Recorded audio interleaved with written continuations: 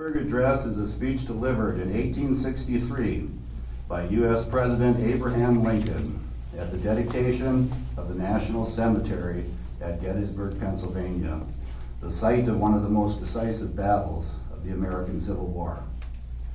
Mitchell Hernandez will recite for us the Gettysburg Address. Mitchell.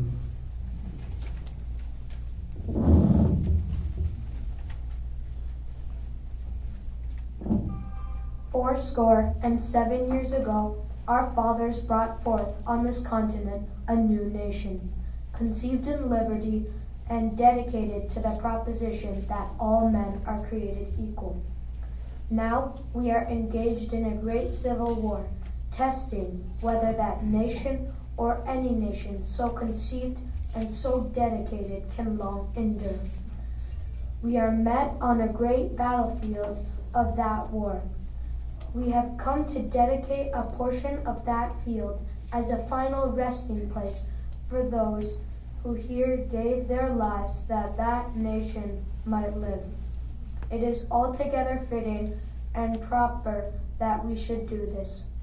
But in a larger sense, we cannot dedicate, we cannot consecrate, we cannot hallow this ground.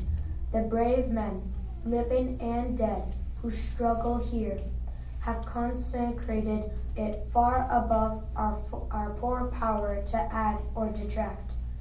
The world will little note, nor long remember what we say here, but it can never forget what they did here. It is for us, the living, rather, to be dedicated here to the unfinished work which they who fought here have thus far so nobly advanced. It is rather for us to be here dedicated to the great task remaining before us, that from these honored dead we take increased devotion to that cause for which they gave the last full measure of devotion. That we here highly resolve that these dead shall not have died in vain, that this nation under God shall have a new birth of freedom, and that the government of the people, by the people, for the people, shall not perish from the earth.